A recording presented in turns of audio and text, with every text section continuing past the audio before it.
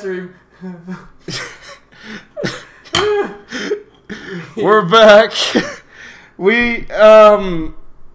Damn it. We had some technical difficulty. We were rattling off for about 30 minutes. And then I looked over at the computer, and guess what? Our mic wasn't working. Or it wasn't our mic, sorry. It was the software we used. Yeah, the mic was fine. The software refused to broadcast, which makes me wonder if we got sabotaged. You mentioned too many AR-15s, my friend. I mentioned Alphabet Soup, and I also mentioned shut the up, Big you're gonna get us Igloo. muted again. God dang it, man. All right. The Big Igloo. The Big Igloo. Well, we're back, and we're just going to shoot straight past the prayers. Well, actually, we'll pray at the end. We'll fix it out because we were talking about what we were going to talk about and everything else. We're back. Let's get this link shared again.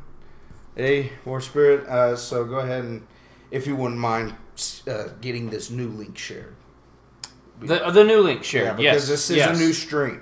Yes. So we need to get that new link shared. So we were talking about how exhausting. We have to talk about Beto again. We have to talk about all kinds of stuff. But we did not have a full podcast yet. We had barely begun. So that's our old one there. That's the old soundtrack. So where's the new one? Because this still says live right here. Yeah. When I click on that, that's what it does. Maybe it's resuming. Oh, okay. So I think it's maybe it's just resuming. So if we go down this way, let's go way down this way. So we can keep what we did of the old podcast. Yeah, notice how we got like a huge gap here. Yeah. 44 minutes. Damn. Jeez, we wasted 44 minutes of people's time. That is bashful. Yeah. And we did get your feedback. It was hilarious. It wasn't hilarious. We got one thumbs up. I don't know from who. Yeah, we didn't deserve that thumbs up. We didn't deserve that thumbs up. We do apologize for the technical difficulties. If you happen to still be awake, this is apparently a broadcast for the most loyal of fans. Hopefully, we're still going here. And I know there's some of you out there in MeWe land that listen to us, and I really appreciate that. I know if we do a good job after this, if you could give us a like and subscribe, that'd be huge. Maybe comment. Yeah, I mean, tell us what dipshits we are. That's fine. Yeah, go ahead and give us some love. All right, that's fine. Yes. Just checking here to make sure. So that's the new one, right? That's the new one. Okay, cool. We got lag on this, but that's it. That is the new one. So we're fact checking everything now. Yes. Because we got boned last attempt at this tonight. Luckily, we got it before it was midnight, and we had been going for 2 hours. Yeah, because then I'd have really felt like a horse's butt. Yeah, I would have just deleted it and said we didn't have a podcast tonight. Nothing happened. Yeah, nothing. Don't pay any attention to this man behind the curtain. So, oh my gosh, we had 15 views. I know. We had 15 viewers. We had 15 viewers. That we lost just now. Yeah. My man. Maybe never to come back again. That's rough. Yeah. Fair enough. We'll talk as if nothing happened. So,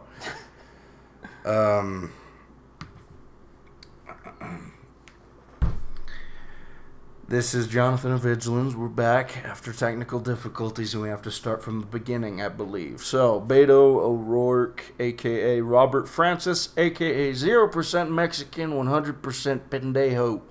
That's right, amen. So, he's a fool, and his big quote right now is, "Hell yes, we're taking your AR-15." Which, if you've been watching this podcast for long, you know, hell no, he's not taking a damn thing. Yeah. In fact, so the original post that I saw, because he shared it, not just a quote on stage, he shared it on social media. He shared this quote, "Hell yes, we're taking your AR-15," to social media, Facebook, Twitter, you know, the whole bunch. So he sent that out, and there was about 4,000 comments average on each post, and on the first page, yeah, it's it's all like, yeah, go get them, Beto. Save the whales. Who knows what. But that's what's going on with Beto O'Rourke. He's made a fool of himself to the country because if you go past the first page, everyone and their dog is calling him a traitor. I honestly think that the whole, this whole lack of representation for the right wing is very clear. What a mess. So, I mean, it's like not everyone is as right wing as say I am, and not everyone is libertarian. Not everyone is pro gun, but there's a lot more than what the media lets us know when it comes to the whole. Oh yeah, because there's a lot more of us than we think there are. Oh, definitely. And even in the sense of like the people who don't really care that much, they're still there. We exist. So Beto, you're not taking our stuff. You're a fake Mexican. And just like you and Trudeau and all that, you're just the same as wearing blackface. And you know that. Yep. You're a fool. And albeit almost quite a racist one, I'd say. At least, it's like, because you were talking about that with costumes and everything. It's like, where's the point? Because, like, you're talking when we were silent about dressing like Will Smith. And it's like, it's not like you want to make fun of him, and it's not about his skin color. It's like you want to look like him. Yeah, because you think it's cool. You think he's cool. Yeah, you think it's really cool. Yeah. And that's like cosplay and everything. You can tell the difference between a racist costume and just a costume. Like, okay, so if I come and I got a chain around my neck and I was holding a watermelon and I was like, oh Lord, that's probably racist. That's probably really racist. That's probably very, very racist. But if I dress up like Will Smith from Independence Day with a flight suit and I do and I use his lines, like, and what does that smell? Yeah. That's cool. Yeah, it's funny. Yeah. If you walk in there, be bopping in West Philadelphia, born and raised, you'd be fine. Yeah. Yeah, people would get a kick out of it. And it's like, we're near Halloween. Sure. Yeah. We're getting there. And that's always the big thing with the left is like, if you're white, don't dress like a native. If you're white, don't have fun. You can't dress like anything. You can't dress like anything. You can't even dress up like I do, which is I get my ghillie suit and I hide in a bush. There you go. It's my favorite thing to do. That makes you a terrorist, a white terrorist. Oh, no. No, yeah. I'm not white. I'm a bush.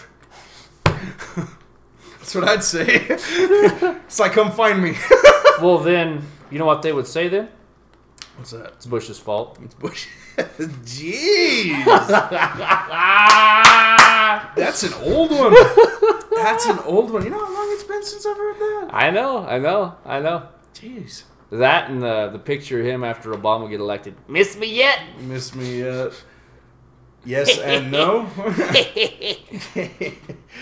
Oh, man. Doesn't necessarily mean you're a killer. Yeah, that guy was funny little Texan, wasn't he?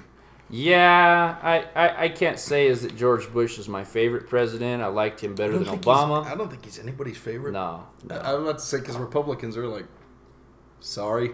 Yeah. We're like, we usually have better candidates. Reagan, that was a good one. Well, yeah. Yeah, that was actually the best one, other than like Lincoln, which was Republican. By the way, don't forget. All the good ones were all the ones that did the morally good thing, like abolishing slavery. I have to think that, this was before Republicans and Democrats, but I have to think George Washington would have been a Republican. I can't see him. Well, which is interesting because the forefathers did warn against the party system. They did. They did. They did. So you have. Think about it, John. Think about it. If it really was back in the day during George Washington and those guys, they didn't have a party. It was just it was old George, and it was his ideas. And if you liked George's ideas, vote for George Washington. If you didn't, vote for somebody else. Right. Well, Benjamin Franklin would have never got my vote. Being a smart man, he kind of struck me as a very... Yeah, Benjamin Franklin was actually a weird dude. He was weird, man. I look at him, I'm like, I'll never vote. You know what's hilarious is everything that he did... Okay, so he wrote Pilgrim's Progress. You've heard of Pilgrim's Progress, right? Yeah. So his his book, Pilgrim's Progress, taught people, early to bed, early to rise, makes a man healthy, wealthy, and wise, and all this different stuff, and, being on time and everything. Benjamin Franklin did none of that. He was a night owl. He was not a morning person. No. He actually was quite hard to get along with. Yeah, he seemed like a very bitter man. And he was just quirky. He was not a people person, really. No. At all. Which, I look at it, I'm like... he stole Nikola Tesla's ideas. He was a thief. Nikola Tesla was alive in 1776? I think he was, yes. They had a big old... No, my friend. You're thinking Thomas Edison. Edison. Okay, my bad. To say, these are like 100 years apart. I'm sorry. Edison and him were a lot alike, though. Yeah. Edison and him were a lot alike. Because Edison was a weird dude, too. Edison was, I think just like Benjamin Franklin, it was your own interest. I will say this for Benjamin Franklin, though, is all of Benjamin Franklin's, it was for some of his own interest, but he wanted to be popular, not so much rich, because all of his inventions, he actually gave freely. Yeah. He didn't, he said he wanted to better mankind. Yeah, which, that's pretty neat of him. Whereas Edison was not... No, well, the thing with Tesla and Edison, I've actually gotten into long conversations about this. Edison and Tesla, the battle that resolved there was Tesla wanted, basically, Tesla's system would have been free energy for the world. Right. And Edison, he had a system that was already kind of in place. Tesla directly challenged that. Edison already had his hands in the pockets and everything. And not just Edison, but all his... I'm going to say this, it sounds communist, not in the slightest. I just hate monopoly and corporatism. That's what killed that off real quick. Oh, yeah. But there's also the other thing, Tesla had military, what is it? What's the right word? Investment. Oh, okay. So he actually created an anti-air Tesla. So he had military contracts. He did. He destroyed every invention he made for the military. Wow. They weren't ready for it, as I understand is what his main view of it is, simplified. Because he didn't want to make the same mistake that Einstein would make later on. Right. Einstein's greatest regret, the nuclear bomb. Yeah, he quoted a ancient Hindu text. I have become death, destroyer of worlds. I don't think he quoted that, did he? Einstein? Yeah, was that him? I believe it was. It might have been. I know there was a guy who actually witnessed it, and that's what he said. Maybe that was the guy that I said don't that. remember. He was a doctor, this guy, though, and he looked like a walking dead man. Yeah. Yeah, I am become death, destroyer of worlds, and that's, I think, what Tesla was like. You know what? Because Tesla more or less disappeared. He did. He just poof. And who knows? Maybe he just became one with the ether. Or maybe he's traveling around at the speed of light through space and time. Maybe he made one of those time machines, like on Time Machine. He's living with the Drasnak or the Eloys. I have no clue what you're talking about. You've never read Time Machine? No. Oh, it's a classic, man. It's a classic. Sorry, man. I know, right? John, the history buff, has no... Because I think I've heard those terms. I'm like, books? I'm like, I don't know. It's from... And his name escapes me right now. I'm horrible with names. He was a famous sci-fi writer. He also wrote 7,000 Leagues Under the Sea. Same guy. Oh, okay. He wrote the book Was he Time French? Machine. I don't even know that. I don't think so, no. He wrote the book called Time Machine. And basically... this British guy, they made a movie of it, old and new. This British guy, he loses the love of his life. She gets run over by a carriage when he was going to meet her to go ice skating and on a date. And he was going to ask her to marry him. He was in love with this girl. Oh, yeah. And so he is heartbroken. Well, he's a smart dude, and he's this physicist, scientist guy.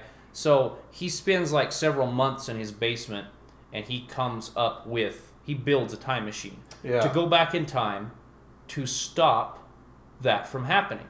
Oh, okay. But the thing is he finds out that fate is fate. So he tries to stop her from dying 100 different ways, and she still dies. He'll stop her from getting run over by the carriage, and then next thing, some dude drops something out of a building, and she dies. Jeez. And it was her time to go. That sounds like hell, dude. When it's your time to go, it's your time to go. Is kind of basically what the writer was saying. Right. So he is so depressed, he just throws it into... He writes a letter to his family saying goodbye. He throws it into forward, into the future. And he just sees, like, the world change around him. Because there's this bubble around him. And he can see time changing on the outside, but he stays the same. So, like, the building, like, demolishes and then goes back up. And then it's a shopping mall. And it's this different stuff. And it keeps going up and down. And he shuts it off twice. The first time he shuts it, it's like World War II. And he's in Britain. Right. And the Germans are bombing the place. Yeah. And so he barely escapes that. He gets back in the time machine. He starts it again. And then it's like, supposedly we had gone to the moon, but we accidentally detonate a nuclear bomb on the moon and blow up the moon. It screws up our gravitational pull. And so he gets back in, throws it through that. Well, the Earth, everybody dies. Oh. And jungles rise up. And then, of course, this is the stupid part because it deals with, like, evolution. So, like, a new man comes. But there was these leftover people that lived in the sewers and stuff for millions of years that evolved into a different being that ate the people from above. And so you got the Elox or something like that, and then the Eloys. Oh, okay. The Eloys were the people that were peaceful. Right. And then you got these horrible monsters down below. It's a great book. That sounds really cool. It's a great book. Reminds me of Metro. Have you ever read those? I've never written. It's a Russian book. Okay, but they have English translations. I've played Metroid. Is that? No. Metro is a post-apocalyptic survival game. Okay. It's very cool. You'd enjoy it. It's very linear. Like, think linear Fallout, and also really hard. Okay. But it's a game that's based on books. Oh, very it's cool. Actually very enjoyable. I think I actually have heard of that game. I've never played it. The first one was like Metro 2033, the one's 2035, and then like Metro... Actually, I think it might just be like 3 books, but they didn't name the final game off the book. It was called Metro Exodus, the game. Yeah. Which came out like last year. Yeah. Amazing. But it is linear, it's not sandbox? No, it's not free roam. It's not like Fallout, but you would probably enjoy it more than Fallout, if that makes sense. Like, you can explore and get very, like, very few games have got me involved in such a way of, like, if I cannot control and go where I want, John, I not like game. We're going into, the whole theories thing. So, like, the world ends, as far as they know. And, underground in the huge Russian Moscow metro is where, like, as far as the Russians know, humanity has survived. And so the game is called Metro. And, or the books. And it's about, like, and there's these, like, side things where it's like the Nazis have come back. Oh! And the Soviets have returned. And then in the middle of all this is what's called the Federation, I believe. And they hate both of them, and both of them hate them. And there's, like, these, talking about, like, the main, his name is, Artyom! So that's the main character. And, he's, like, gets to see these huge battles taking place underground between the Soviets and the Nazis. And, it's really cool. But, anyways, so talking about that sort of thing, video games, right? Boring. Just kidding. No, man, I love video games. Yeah, I love video games too. We were just talking about the all-time, I think, what got lots of people hooked on video games in the 90s, Doom. Yes, sir. And by the way, I played Doom since I was, like, pretty young, like preteen, and I didn't go out and shoot up anywhere. Yeah. So don't blame this crap on video games. I'd like to shoot up hell. Oh, yeah, that'd be cool. Heavy metal and stuff. Heck, yeah. All Metallica up in there. Well, yeah, and that made me want... That's one of the things, and I think I've told you this before, the Marine Corps didn't want me because they said I had scoliosis of the spine. that was one of the things that made me want to be a Marine. I'm like, oh man, I want to go shoot up the hell people. That'd be cool. Because it was a Marine that was supposed to be the main guy. The hero, yeah. Yeah. Doom guy. Slayer, yeah. The Doom guy, which is now known as the Doom Slayer. Because, oh, is it? Okay. Yeah. Okay. I'm behind in the cool kid terms. Doom, the new Dooms are just as cool, if not cooler than the older ones. Really? They matched it up. They actually care about their game. In fact, it's very funny. There was a kind of a slam. They got in trouble because they were slamming on the whole PC culture. Awesome. They were. In one of the trailers, you can hear like it's a subway station because it's like Doom 2, so it's like on Earth. Yeah. All on Earth. Yeah. And it's like, it's like, attention, please refrain from using mean words to describe the demonic presence.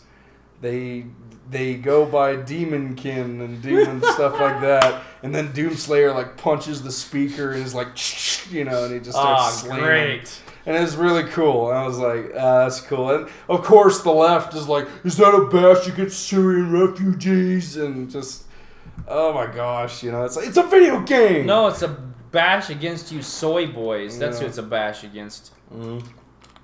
Which is funny how much of that has actually leaked into video game culture. In fact, a lot of gamers, it's kind of funny we're talking about games because it does have an effect. A lot of people play these things. Sure. So it's a modern media, like a book, like sports. Very, very true.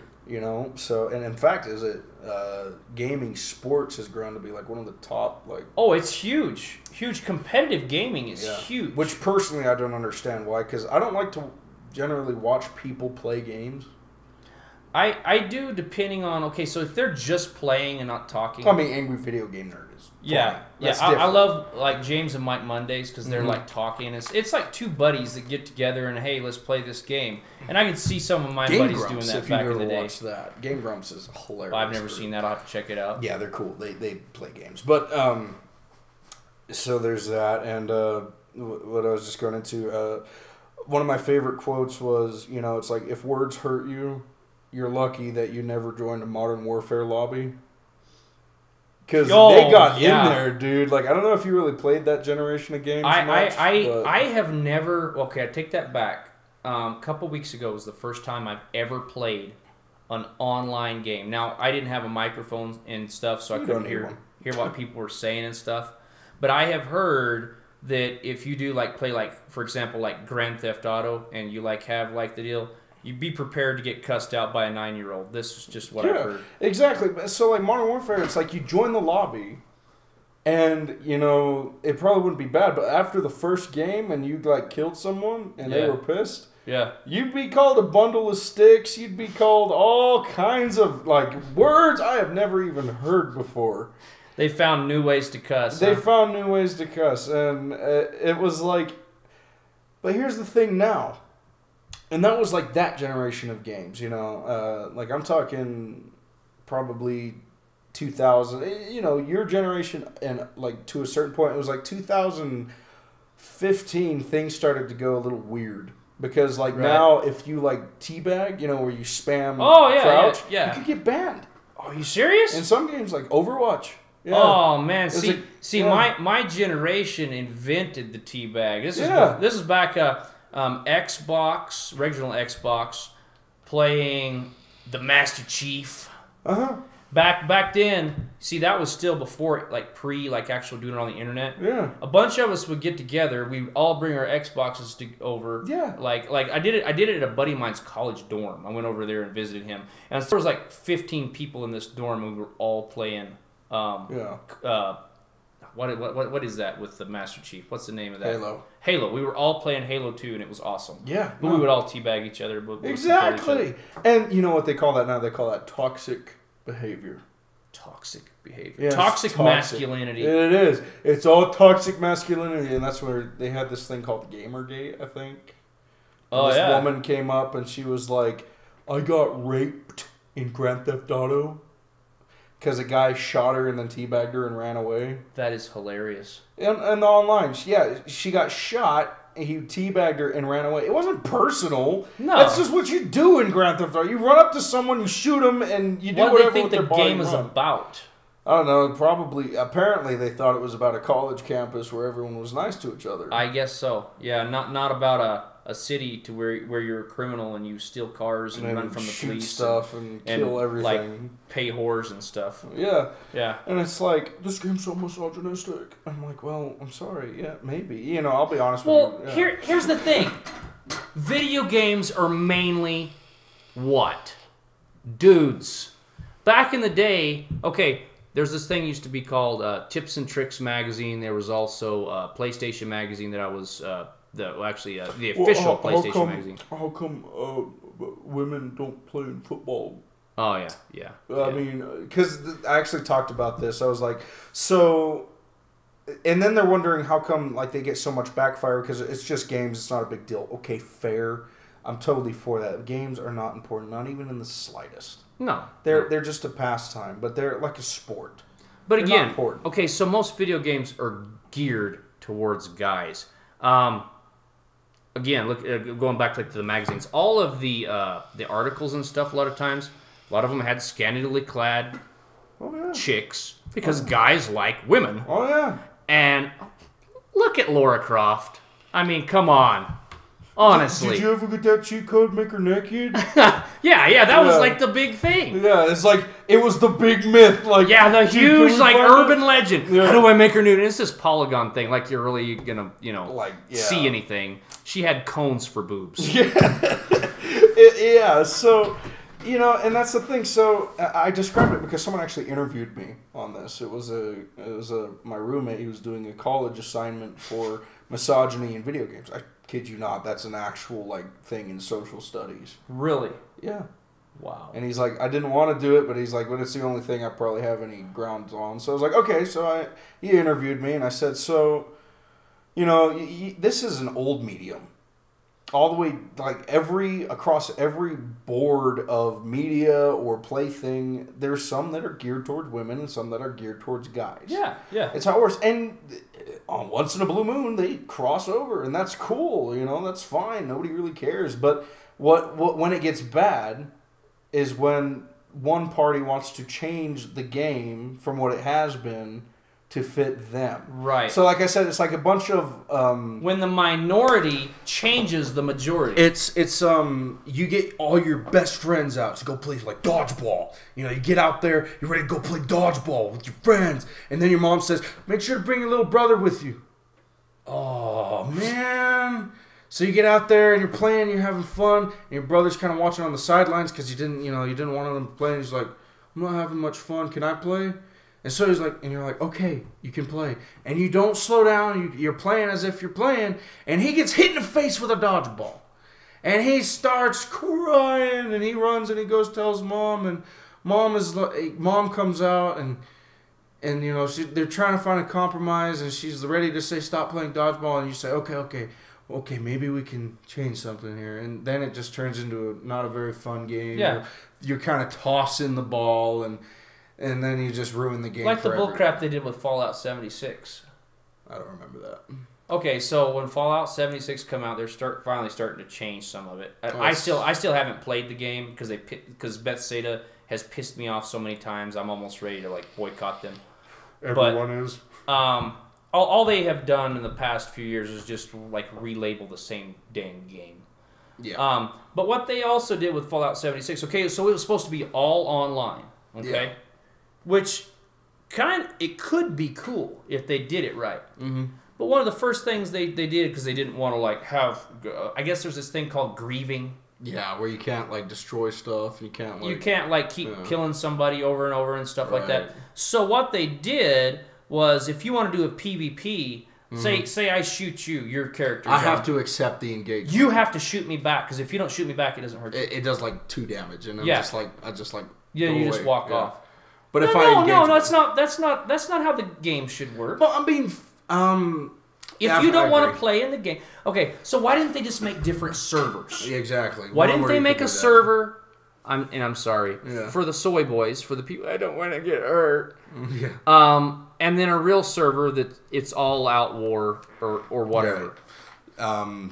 Could you imagine if they did freaking FPS like an actual just straight up. Could you imagine Call of Duty or sneak up on somebody, you knife them, and it is a text that comes up on their screen. Do you want this knife to go in your back? well, no, I don't want that knife to go in my back. And then it's like, and then he just walks off. You know, it's like that would be. So that's exactly what I'm talking about. So like with, so women are entering a market that is, sorry to say, dominated by men. And a lot of women, they don't want it to change. They're having fun because they play it the way it's meant to be played. Right. And they're having fun. That's the whole point. It's like a woman walking into a football match with a whole bunch of guys, and if she's as tough and wants to play as the other guys want to do, nobody would have a problem. And I know a lot of good. I know a lot of female video gamers that are good gamers. Because it's a playing field that's even. You don't have to be physically fit to play a video game. Yeah, so I think it's kind of sad we've devolved into video games so much, but it's a modern media. It's a cultural thing. Yeah. So there was this recent game that came out. It was an Asian game. It was called Sekiro, I think. And it was basically a samurai Dark Souls. And the thing about this game called Dark Souls, it's like a medieval, you're journeying through levels after level, and they're all extremely difficult. Like brain-numbingly piss-off, infuriating difficult. Mm-hmm. And so this Japanese one is more newer. It's more in this new culture. Comes out, and it's difficult. It's hard, like really, really hard. And all these soy boys and new feministic, they pick up the game, they want to play it, and it's hard. And they keep dying on the first level, on the first boss. They keep dying. And there's a crowd that says the game is misogynistic because of how hard it is. There's another crowd saying it's racist because of how hard it is. There's a crowd saying it's outright, have you ever heard this term? Ableist? I guess I have not. Okay, so ableist is the most ridiculous thing. So you run the nuclear launch codes for the United States government. Okay. And you need a hand. You need to hire someone. And there's a whole list of professionals. And then there's this one off the side. He's always been kind of slow. He's kind of been a janitor. He's barely 16. He's a janitor. He's got brain issues. He's gone off the deep end a few times. He's handicapped. And you get a call from your advisor. And he says, well, we're going through a program right now, and we need you to hire the 16-year-old who's slow to help you run the nuclear launch codes. And you're like, that's ridiculous. And he's like, don't be an ableist. So the term able and ist. Gotcha. Like, racist, ableist, that sort of thing. Gotcha. So basically, it's a new term for what they started doing in the 90s, where they said they had to hire so many black people, so many women, so many yada, yada, yada. And now, apparently, the people who have disabilities, and most people who have affirmative action. Yeah. Which, there's a point where that's fine, but it's like you have to be logical here. It's like, there's some jobs, I'm sorry, that people who have disabilities, God bless them, I feel very sorry for them, cannot do. And John, life isn't fair. Yeah. I mean, I would love to be 6'3" and catch a pigskin for a living and make $30 million a year. That'd be nice. I'd like to furnish toenail clippings. Yeah. Like that's another joke. Have you ever watched TLC, the channel? Yes, I have. So, there's these people, it's like home buyers or whatever. And it's like, we have a budget of $15 million. And it's like, what does a husband do? He collects salamanders. Mm-hmm. And what does the wife do? She makes dolls. Right. And it's like, what the hell am I doing wrong? Well, that's like the Christmas Vacation, one of my favorite movies, with Chevy Chase, and you've seen Christmas Vacation, right? Oh, I think so, yeah. And Cousin Eddie, he's the cousin that's hey, Clark! He's this redneck guy, and he's like, he doesn't hardly ever have a job. Doesn't have Tim Allen in it? No. I'm thinking of a different one, I'm sorry. Chevy Chase. Oh, I'm thinking the awful film, what was it called? Crankers or something? Christmas with the Cranks. It's pretty good, but it's not. Christmas Vacation is really good. Yeah. But one of the things is they ask, the wives are talking, and they said, has Eddie found a job yet? This is the wife of Chevy Chase's wife, because they're pretty well-to-do. He has a nice house. Yeah. Eddie has nothing. And then his wife's all, no, he's holding out for upper management. Yeah. And the dude is not. Yeah, he's not upper management. No, he's not upper management material. No. He's not really hard. He's hardly even ditch digger material. Dang, that's pretty bad. Yeah. Dude. So there's all that. Where to go from there? I would like to segue into something. You talked about how it's too hard, so they just want to give up. Right. They just nope. It's the game. It's the designer's fault. Okay, so the designers made it too hard. I was talking to John, everybody out there before this, and I was talking to him. I'd like to mention just something real quick. It's been eating on me, and so I realize not every millennial is this way. Right. Now, 1 minute more spirit, and it's a really good thing. And since it is a new segment, can we take a short little break? Sure. So I can use the restroom. Go for it. Yeah, because we'll go ahead and use the restroom. We'll go ahead and refresh and wake ourselves up, and we'll start this conversation anew. Perfect. All right, we'll be right back. I'm gonna mute it. I'm gonna put on some music. You know the drill. Stick around. If you have stuck around despite the technical difficulties, I love you. Yes, if you're still listening, you're awesome. You're awesome. We really appreciate you being with us because honestly, we don't deserve anyone tonight. No. We had 15 people on. Yeah, and I whatever. Maybe we can reconcile it. But like I said, this isn't the end. I mean, besides that, we can just. And we're gonna keep going, guys. We're gonna keep going. We're not planning on going anywhere anytime soon. What if we did it like tomorrow again or Saturday? Oh, or I would Sunday? be totally up for that tomorrow. Yeah, my girl might be a little bit like, really? But yeah. But we'll figure it out. She can come over. That's what I told her. So we'll be right back, ladies and gentlemen. We'll be right back.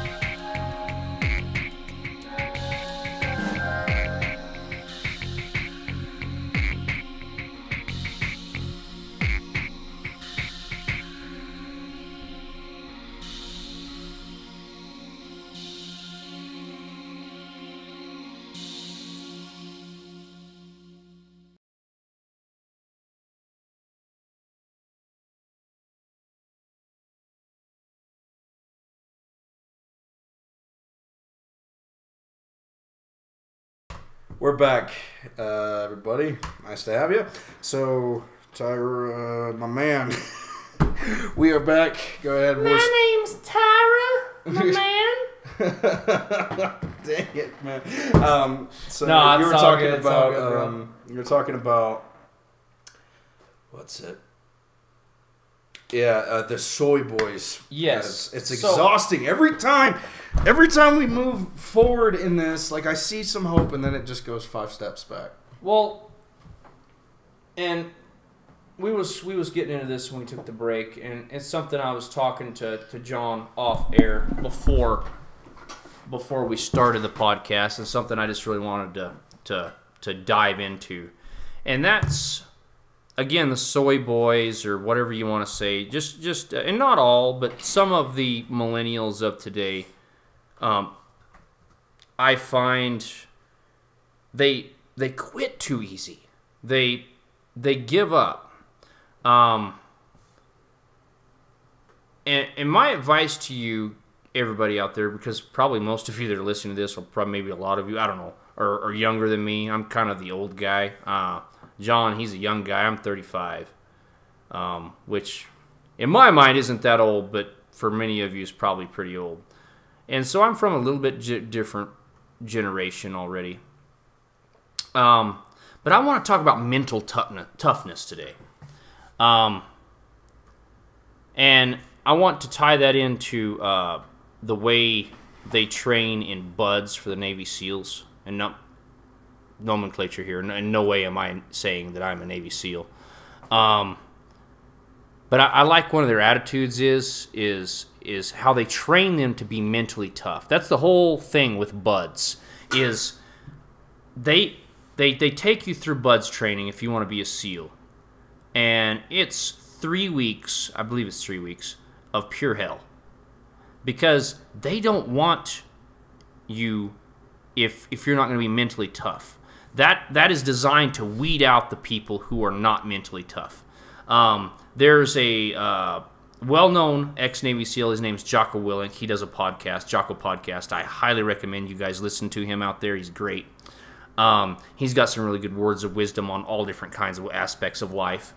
But he was talking about how your average kid that goes out of high school that wants to be a SEAL, if he's just like moderately a good athlete, he can make it as long as he doesn't give up. And most people nowadays, they're not mentally tough. They might be this. He said he saw some of these guys come in, and they were huge mountain of men. They were strong. They were ripped. They're like, man, this guy is just gonna get it. And they quit the first day because they're like, well, I didn't realize it was gonna be like this. And see, I've actually had people that I've worked with over the years that say that. You know, they come into the job that I do, and even before when I was at my older job treating wells out in the field, they'd come into it and they'd be like, well, I didn't know I was going to have to work.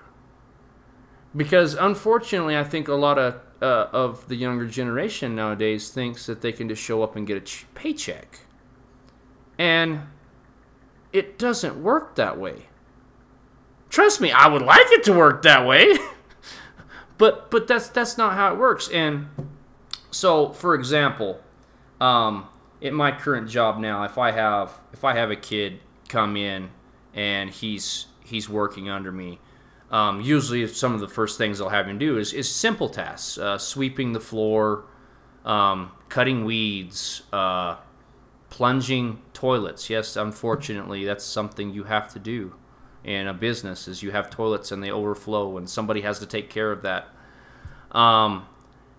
But some of these guys, they're like, well, I don't want to mess with other people's poo. Well, I'm sorry, like Mike Rowe says, it's a dirty job, but somebody's got to do it. Yeah. In fact, I think he's got, what was his name? Sorry. Mike Rowe? Mike Rowe. I love that dude. He's done segments on the same thing you're talking about too. Oh, I'm sure. Yeah, I'm sure. Because he's like... Well, that's the whole reason why he started Dirty Jobs. Yeah. Is he wanted to show the U.S. that there are jobs out there that people, they're like, wow, you do that? But a lot of these jobs, some of these jobs that he showed, they actually get paid really well. Yeah. But it's because it's stuff that nobody else wants to do or nobody has the skill to do. And I know he's talked about that. Yeah. About how we need to stop, these kids need to stop going straight out of high school and getting into this college debt, into these jobs that are no longer even relevant, that they can't find jobs for. Go to a trade school. Yeah. If you're out there and you're graduating right now and you're wanting to make decent money, go to a trade school. Learn to be an electrician. Learn to be a carpenter. Learn to be a plumber. Learn to be a welder. Learn to be a truck driver. Those are all high-paying jobs. Within a couple years, you could be making, like, for as far as like in the trucking industry, from what I've understood, you could be making like 80, 90 grand in 2 or 3 years. Well, here's, to go into what I've done, because I looked at that. Growing up, I looked at, well, what are my options? And I shot out. I worked as a cart pusher. At Walmart. Sure. That's pretty much bottom of the barrel. You know who I worked with? Convicts and felons. Right. People who can't get hired anywhere else. And here I am, in that same bucket, a 17-year-old who more or less lied about his age just to get a job. Because I wanted to make money. Right. I didn't care how much. Well, I did, but, it was to do something. It was to get started. Right. You got your foot in the door. I actually, I had, and I'm going to give credit where it's due. I have a lot of things that millennials don't. That's good, caring parents. And my parents, even at the age of 17 to 18, cared a lot about me. And I had a lot of help from them, too. But the thing was, it was, as every kid treats his first job, it's like, I think I'm going to call in today. No, I feel like it. I was that guy. And, I never got fired from any job that I've had because I've always toed the line. With Walmart, it's kind of funny. It's almost like they give you a list of days you can call in on. Because they'll say, no, how it worked when I was working there, it was you have 6 mess ups. Or, you have upwards of 9, but, some things mean more. And if you, so call in and everything was, it was, worth 2 points. Oh, yeah. And that sort of thing. 2 demerits. So if you were smart, you could game the system. You could game the system. And I think they made it that way. It's Walmart. They got plenty of fish in the sea with that. So, but anyways, I started out at Walmart. I got sick of Walmart because nothing is wrong with Walmart. A lot of people it's a good company and it hires people that need a job. Right. I see Walmart. I think it's a very heroic thing. I love their veteran programs. Their disabled programs for people. They help people, and they give millions of Americans jobs. And they're, in my eyes, Walmart is a very good company. They do a great job. The only problem that I could have with them is the whole monopoly thing. The monopoly thing, and then so then there's that whole thing where they stopped selling ammo and the pistol ammo, and they stopped selling quote unquote military rifle ammo. The first thing they've done that's going to help little businesses. I was going to say, actually, that's going to help the mom and pop stores. I know one guy that has an FFL, and he's ecstatic. He's already gotten 40 calls. Of different kinds of ammunition. And I don't really blame diss on Walmart for that. I'm not going to stop shopping at Walmart because, to be honest with you, I haven't bought ammunition from Walmart in years. I buy my ammunition online in bulk. Yeah, that's the best way to go about it. Do it while you can, folks. Yeah. Because there's probably going to be some crap soon you can't. Yep. Just with that, guys, if you guys want to find the kayak of ammunition, it looks through a whole bunch of different websites at the same time, and then it shows you the price per round. Go to gunbot.net. Awesome site. We don't get paid from them. We're not sponsored or anything. I'm just letting you know they are awesome. Yeah, no, that's pretty awesome. Thank you for that. That's the kind of stuff I like to put out there because I do believe get yourself armed while you can. A lot of the stuff I talk about on the show, while it's all vanity under the sun, nothing is new, it's still important. Defend your family, defend yourself. Definitely. So that's important. Anyways, going into my story, so I was looking out at the carts in the parking lot. So you know what a cart pusher does? Nothing important. Just pushes the carts back up Pretty top. much. We clean stuff up. We, not really janitor. They have different stuff. Now, you want to talk about micro dirty jobs? Go East Main. Check out what the freaking janitors do in those bathrooms. Oh. My goodness gracious. I have seen some stuff in those bathrooms make a normal man die screaming. So, man, it'd be funny if someone like a manager all joins in on this. They'd be like, "Oh my god," that'd be funny. But and they know exactly who I am too. That's funny. But anyways, so I worked at Walmart for 2 years, and there was one day I was looking about at the carts, and I looked at what I was doing, which it was nice, because like driving to work. I kind of look like no matter what job you have, you should be proud of it. Yeah, definitely, absolutely. That's a big thing. Like, so I've been even bottomer of the bucket than that, believe it or not, later on in life. So let me get into my work story. In fact, I think it's kind of an inspiring one so far, because you're getting into exactly that. Kids need to stop getting themselves into debt. Definitely. Because, so I looked at the carts and I kind of just was like, you know what? I wasn't very professional about this, and I do suggest doing this better because it put me in a hard spot.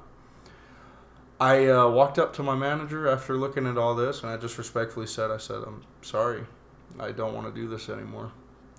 This, because it was like I have a higher calling, but at the same time I was kind of stupid. Because the next 2 years, I kicked myself in the butt for quitting Walmart. They paid me good to do a stupid job. Yeah. They paid me $10.25 an hour to push carts. Right. That's pretty darn good money for a menial, stupid job like that. Yeah, with very little responsibility. Yeah, and, I kicked myself in the butt for 2 years, but I found myself later on in a better place because I did strive for more. So I went down. I didn't realize this, but in a sense, my job had more importance, which meant a lot more to me than the money. I got paid less, but I was closer to home, and I worked for the city, the local government.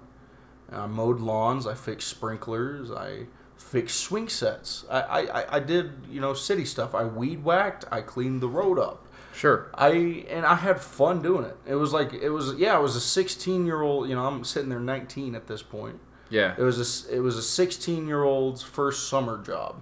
Right. Is how I'd describe it. But I had a lot of fun doing it, and I felt important.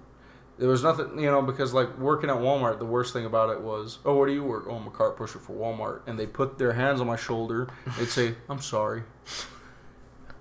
And that felt awful after a while. No, I feel for you. I've been there, done that. Yeah, and so going on, so I worked at the city for a while. And then I went even lower. I started stocking for Shamrock.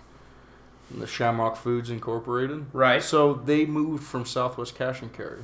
If you look at Shamrock Foods across from Furs right now, all the shelves in there and all the food, all of that, I was the original guy who put all that together. Oh, wow. Yeah. So I am proud of it when I walk in that store. All the racks and everything in there, whatever, I helped mostly, but, some of it, I was the direct builder of it. I can point at the shelves, at the everything, so I helped them move out of Southwest, because I started working at Southwest Cash and Carry.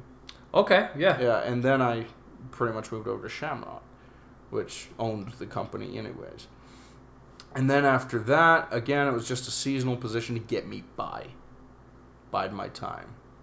And then after that, they gave me $1,000 for my last paycheck, and I stretched $1,000 across the span of a year. Oh, wow. I did. Like I said, I had parents that were too nice to me.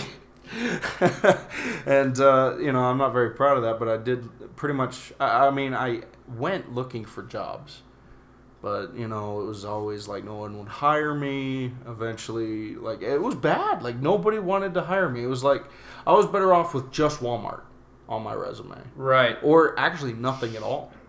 People were more apt to hire me. But, after a while, things kind of stagnated because it got to the point where my whole generation people like me were looking for jobs, so they would find them, and it was just that very unfortunate timing. And I was looking around, and I never found it because I was sick of working for minimum wage because I was used to Walmart's $10 an hour. So now money became a problem because I wanted to start. You mean to tell me, John, that Walmart pays good? Because the left tells you that Walmart is horrible to I their know, they're employees. terrible. No, there's actually one of the best companies I work for towards employees. Now, you have bad managers. I mean, that's every job. You're going to have you're going to have that coworker, that manager, but you're never going to, I never got mad at a customer at Walmart. I love the customer. I've had a few, crazies. I've had a few drunks. That's as standard at any Walmart. Shoot, then. Yeah, shoot, then. But, oh, gosh, I can't believe we just went there. Yeah. Not all of you. We know. But, anyways, after that, I got a girlfriend towards the end of that year because being unemployed, you have a lot of time to do, the other stuff. Oh, sure, yeah. So I did. I put my time into writing and poetry and actually became a counselor unofficially. Just kind of a guy who, I had a lot of personal, emotional stuff, and I was helping kids and people my age get through that. So I found a girlfriend through doing that, which was not my intention, but it happened. And so now the pressure's on. Whoa, it's not just me anymore. I want to take this girl on dates. Right, I want to take her to Red Lobster every weekend, Yeah. So I'm like, all right, I'm going to step up my job finding game. Still not grabbing anything. And now the time I have to spend with her is digging into that. And eventually, something comes up. Because I never really would have seen myself going to college for anything. I didn't have a drive. I'm not with that girl anymore. Don't really care. But the point where I'm going with this, it came an opportunity. So trade school. Okay, so they have it's not a loan, but it's kind of a promise over at the Workforce. So young people like me, if you listen to this, check out Workforce. They are there to help you out. They are really good people down there. Over here, the main thing they probably get frustrated is because they have people acting like they're looking for a job for their unemployment. Right. I did that. I did. That's how I made $1,000 last year. I will be honest. I was that guy. Oh yeah, I was too far away. I didn't want to drive, and it's been a long time coming up. So I played every field that I can and understand. And a lot of that was, it's like, but let me tell you, that's again, the whole unemployment thing, it was the most scared I've ever been in my life. Because, just, what if they called me and they asked me, a bunch of questions I didn't know the answer to, or, couldn't prove that I did, which I never lied about searching for a job, because the mandatory, and this is pitiful, you only have to apply for 2 places a week and you get your unemployment. Wow. Yeah, so you could literally walk down the street, hit up Subway, and then hit up Dairy Queen, and be like, "Yeah, I did my 2 for this week. Write it off, and you get your $100." Which unemployment is kind of your money anyway, right? So it's not a huge problem. But that's a huge thing with Workforce. That's why they could get frustrated because people are doing that. And anyways, so I went on, and they have this program called the WIOC, I think. Okay. And what you can do with that is that it's like a promise. It's so if you can, so they give you a $2,000 to pay for a CDL class. That's what I took. I never wanted to drive trucks. Driving has never been a passion for me until that point. Because I was like, what can I do? Oh, I can sit down and I can hold the steering wheel. Hey, these people are making big money. Yeah. Okay, I'll look into it. So I sign up with that. Go into the orientation. They set me up. This is when the classes start, and I started my classes in October of 2018 to become a CDL, commercial licensed driver. And so I started going, and I found myself actually applying myself to something that I can understand. I felt smarter. In fact, I felt pride. And I was like, And so it's not a loan. Like, you don't have to pay it back if you get through the classes with at least 90% or so. Something like that. You'll sign off on it. Yeah. And they also offer, with this program, if you have trouble, $5 a day for gas to get you to and from. They literally... It's pretty good. You can go... So there's really no excuse not to go to a trade school. Like, if you're like... So, like, let's say you are in a college debt. You can still go to trade school. It took me 2 months, and I'm a CDL driver.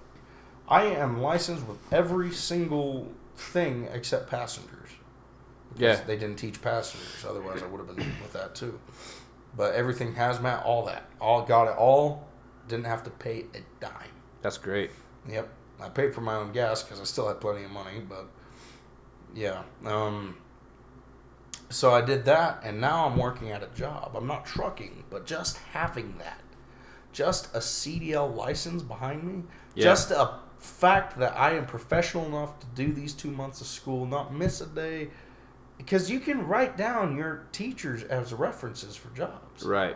And that sort of thing. And they are very good people. If you want to go to the CDL class here in Farmington, tell them Jonathan says hi. Jonathan Evigilans.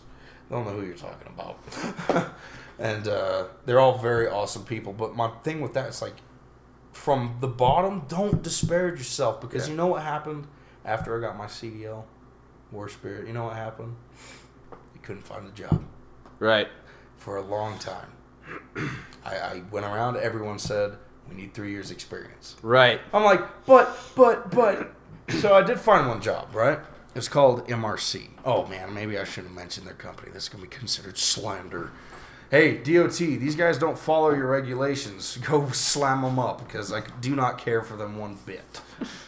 I mean, God bless them. They haven't caused an accident, and maybe that's just the bare minimum, but all I'm saying is that I've seen a fender that was there once, and it wasn't there, and I was just co-driving when we were done, and it was a long. We don't know where it went, but those trucks were falling apart. No brakes, no nothing, and that's why I was like, I'm not gonna lose my CDL over this. I was like, no way. You know, they were trying to get me. There's one thing I never backed down on. I would never lie on my logbook. Right. You know, I mean, it's like, let me just file this, and they're like, no, we don't have time. I'm like, I'm not going to lose my CDL working for a company that honestly doesn't pay. Like, so beware, if you get a trade school, there are these companies that will promise you riches right off the bat, but they're just going to use you because you don't know what better options there are. Right. So I kind of got stuck there. So I did. They wouldn't let me go to my mom's graduation. So I said, you know what? I'll see you guys later. I don't get paid enough to do this, where I was getting out, like, violating. You know, it was 3 a.m. to 10 p.m.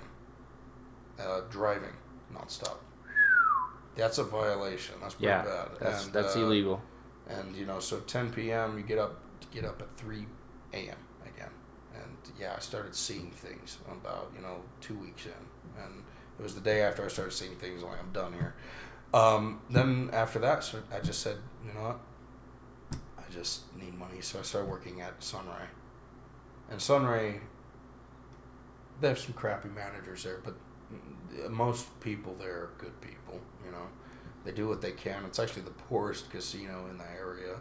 Yeah. Poor folks. It's pretty rab shack shit if you've ever been in there, but I guess they're doing what they can. I mean, support them, I suppose, but honestly, it's not a good idea to gamble. Not to slander Sunray, but it's just unwise. Don't gamble. It's the fool's the words. House always wins. To put this into simple terms, too long didn't listen. Everyone listen now.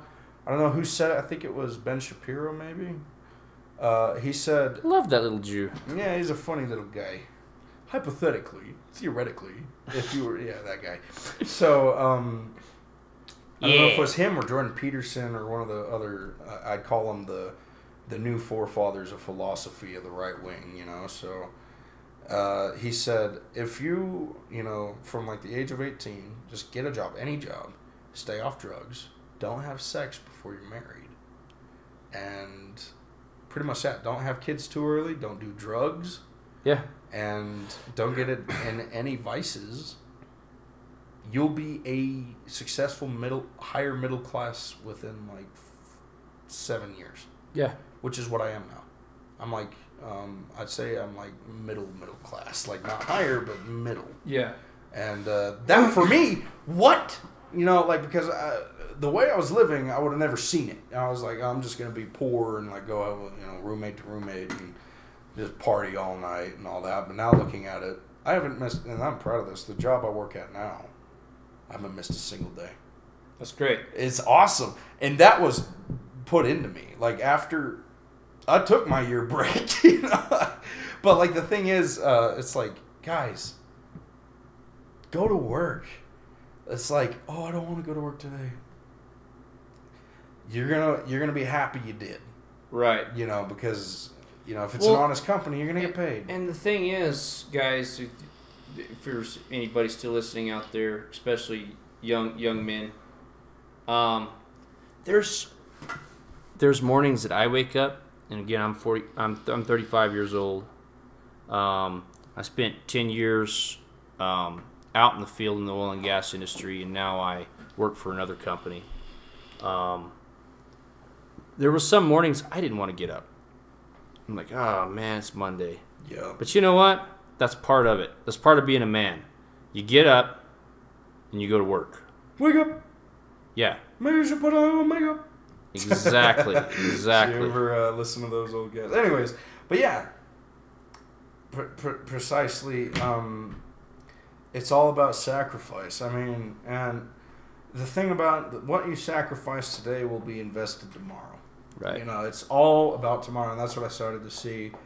And I mean, heck, if anything, like if I ever lose this job or move on, I know for a fact that's a huge deal. Like I'll have that on my resume, and I can write that, and I'll write under it, call them. Didn't miss a single day, and it's been like 8 months now. That's great. Yeah, so that's pretty awesome. The only days I take off are the weekends, and they're closed. There's nothing to do. So, they don't ask me to be there. There's nothing to do. Right. So, it's an off day. So the only days I've had off are the ones that they've given me, and I find myself, the more you work, the more you do, you actually find yourself getting sick less often, and less frequently, and that sort of thing. But what all did we want to talk about? Yes, the soy thing. The young men giving up too easy. Stop it. That's my thing. Yeah. Women, right? So young men with your women, you see a pretty girl, and I mean, my dad always said this to me, and it's awful. But I'll be honest, if you're not, if they're not married, but you're in love with that woman, feel free to try, man. Like, that sounds awful, but here's the thing. It's like, chase. Yeah. Don't give up the chase because they want to be pursued. They want to be. That's the thing. Don't give up the chase, man. Because, even after you're married, don't give up the chase. And you think, what? No, I'm already married to her. Here's the thing, guys. Here's the thing. Your wife, she wants to feel loved and she wants to feel important. Yeah, she wants and to. So make plans. If you already have kids, get mom and dad to watch the kids for the night. Don't tell the wife about it. Just make it a surprise one Friday evening and take her out. Take her out on a date. Don't stop dating once you've gotten married. I know lots of couples like, oh, we don't have time for that now. You can make time. Oh, yeah. And you can save. I mean, we live, me and my family, my wife and kids, we live a very, very humble existence because I have 3 kids and a wife, and you don't really work a job that pays a whole lot, but we have our needs met, and we still find the time to have date night once a month. Oh yeah. And so that's important to have that. And it's so funny. I see these relationships. They're not even married, but they live together and everything, and they're so miserable. Yeah. Because they don't have the time to do these things. Yeah. They don't. I'm like, oh my gosh. And then the guy is all surprised when all of a sudden the woman she runs off with another guy. Oh my God! What? Listen, I mean, women like money. Women like to be taken care of. But if there's no emotion there anymore, if it all just falls apart like that, then if it all just goes to material things, then they're gonna follow the material things. Yeah, exactly. Yeah. And honestly, my thing, like, so if there's a young man, he's so heartbroken, like, because he's like, oh, I mean, she's with a guy, or oh, she's so much prettier than I am. I'm like, dude, man, that's my thing. It's like, it's too difficult. Look, if she says, like, get away from me, creep, like, okay, stop, you know, or else, yeah, you're a creep, you know. Yeah. But if it's like that, you just give up. If you just give up in everything you do, your job, your school, like, even if you're not even old enough to have a job, if you're going to school, go to school with pride. Right. Everything you do, that's what I've started to realize. Even in just, like, it's been gradual. Started off with a little bit of pride, and I started to do some things right, and everything else I kind of just sweep. Well, and women find that attractive. Women find confidence attractive. Exactly. So that's what helped me, like, big time, getting a job that actually, you know, was worth it. It's like, oh yeah, I work in this, and I make this much. Yeah. And they're like, you know, they're like, man, this guy's got, you know, he's bona fide. You know, I'm bona fide, so. It's a quote from old brother Art, though. My bona fides, yeah. I'm all bona fide, so that sort of thing. So just don't give up, man. Like, find your passion. I know, like, depression runs rampant all over the country. It does. Which is funny. I actually talked about this because here's what's weird. America, as a standard, even our poor people have more than any other country. True. And we are more wealthy than any other country, even our poor people. So how come we're so anxious and depressed? Like, what's this rampant outbreak? I'm anxious all the time. I'm sad all the time. But I reckon, because I can't say I'm depressed. I've never had, like, a thing where, I don't know, I'm just sad. I don't know why. That's never been a thing for me.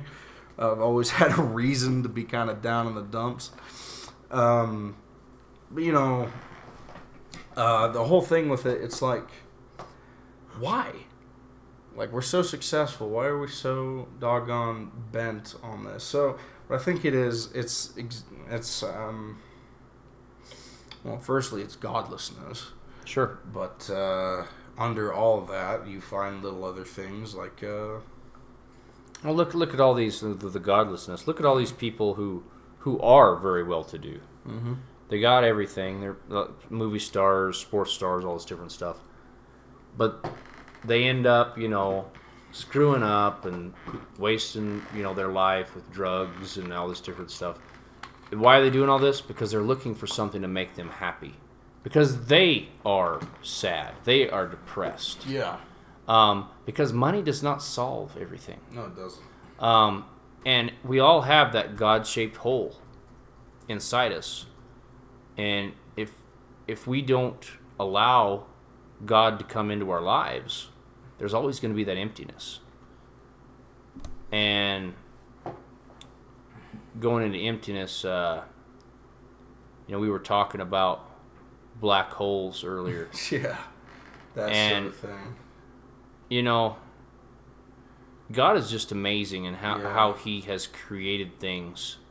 But yeah, that's my thing. If you're feeling down and stuff like that, I do pray for you, because suicide rates in just this area alone are really bad. They are.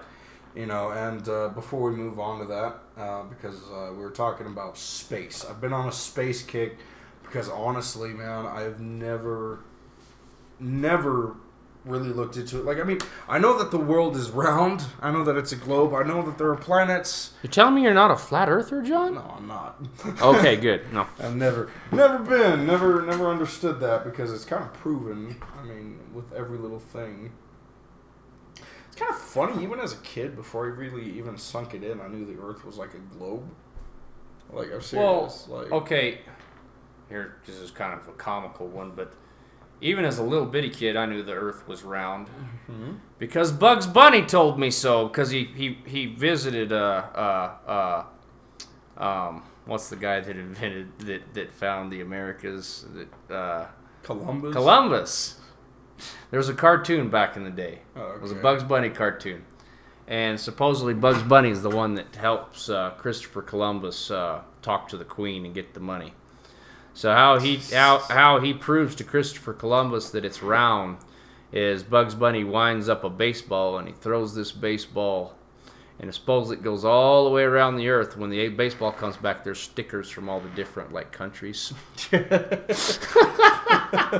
Right. But I find that kind of funny because I was watching it years later, and we got all these flat earthers now that are popping up. That didn't used to be a thing. Now it's getting to be this prominent thing where these people actually believe, even though we have modern science and society and stuff, that they believe that the earth is flat. And it was so funny because the cartoon is no, it's a round. No, it's a flat, like a pancake. No, it's a round, like the apple. Yeah, and you know what I think that might be? I don't know how many of them actually, religiously, are convicted to believe that it's flat, and how many of them actually just, they want that adventure to be there, that we haven't found everything there is to find here. Right. Because not everyone, right now, what frontiers are left? Well, on Earth, not much. Yeah, we have the ocean. We have the ocean. We have, I still think parts of maybe the Amazon and stuff. Absolutely. But even that, we got planes just fly over it, we're done. Yeah. And... because if you want to see parts of the Amazon, I guess not in too much detail, but there's Google Earth now. Yeah, Google Earth. So everything about our planet we pretty much know. Yeah. At least... And so, so that's what kind of got me on the space kick. Yeah. So it's but here's the thing, that's why I could understand why people would want to believe that the Earth is flat, because, what if this wasn't the reality, right? What if we weren't in the most boring existence of time? What if there was still adventure to be found on Earth? Well, I think there is. I think there's adventure amongst ourselves, and... heck, and we were created to have that in us. Yeah, God created us to be adventurous, to be explorative. And so when that kind of dumbs down in this modern age, where it's it's sad. It is depressing, because it's unlike the cowboy who doesn't know what's over the next hill. Well, we do. We got a GPS. It tells us what's going on. There's a Dairy Queen over the hill, bro. So, the cowboy, the Columbus, my gosh, what a cool story is that? Yeah. I know what Columbus did. Let's not forget that. But still, he had the balls to do what no man had really done before, the frontier. Yeah. Let's go out and conquer what we can find. Yeah. And so you have the cowboys doing that. Let's conquer the West.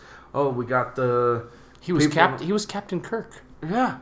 Yeah, he's Captain Kirk. Yeah. And now we're here in the space age, and here's where it kind of dumbed down. See, because everyone could go grab a stick and go exploring back in the day and find new stuff. Sure. Not everyone can hop in a rocket and go to Mars. No. So just think of the adventure of Lewis and Clark had. Yeah, coming down here and all this has never been seen before. All these animals that they'd never seen, that they were logging. They're like, "What the heck is that?" Yeah, well, that's a black bear. That's why they called it. I've never seen one of those before. The New World. Isn't that cool? Yeah. What new world do we have left? Now to me, don't misunderstand me. I would still love to travel the globe, but my personal, I know it's weird, I want to visit the Slavic countries really bad. I want to visit the Ukraine, I want to visit... For those of you who don't know, John has a weird love affair with the people that made the AK Kalashnikov rifle. I do, it's funny, isn't it? I hate communism with every passion in me, but I look at these countries and it's so charming. These people, they're so charming to me with their little gopniks. So they have these little punks, basically are... Do not add anything to our rifle. We built it to last. Yeah. We built it to not put scope on. Yeah, do not put scope on. Just, they tape a freaking vodka bottle to it, Because that's their whole culture is vodka and potatoes. Yeah. And, you know, that's amazing. Like, I would love to visit England. I'd love to visit all the other stuff. But that's a whole different tier of people right there where it's a They are very interesting people. We had a guy, and I'm not telling you guys where I work here, but that worked with my job that out in the field. And he was this Russian dude. And he was so freaking cool. Yeah. I was working along with him out in one of the yards here, and we was working on this vacuum pump, and he was telling people, this guy on the pump, to turn it off. So he went like this. Well, this young kid didn't know what it was, but I knew what it was, so I turned it off. He's all, I thought this is universal. Slash the throat means to stop, huh? Slash the throat, kill. Universal for kill. Yeah. And so after that, we used that the whole time. Universal, slash the throat. Slash the throat. Stop. Actually met a Russian boxer once. Oh, that's awesome. He was cool, dude. I asked him what it was like. I was like, so the Gopniks, like the little street punks. Yeah. And he was like, oh, those aren't like the gangsters here. They will not shoot you. They will just beat you up and take your phone.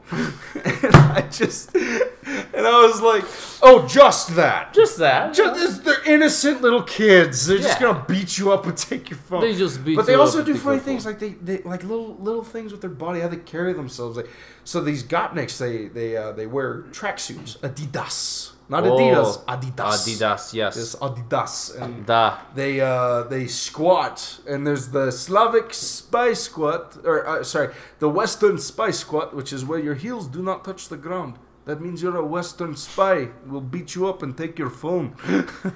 But if your heels touch the ground, you're true Slav like me. So, it's funny you mentioned the tracksuit and Adidas. Yeah. There's this... he's a firearms instructor on YouTube, and he specializes in the AK, and he's a Russian dude. Is it FPS Russia? No, not FPS. This is an old guy. He was actually Spetsnaz. Oh, jeez. And he teaches this class. I would love to take his AK class. It's back east.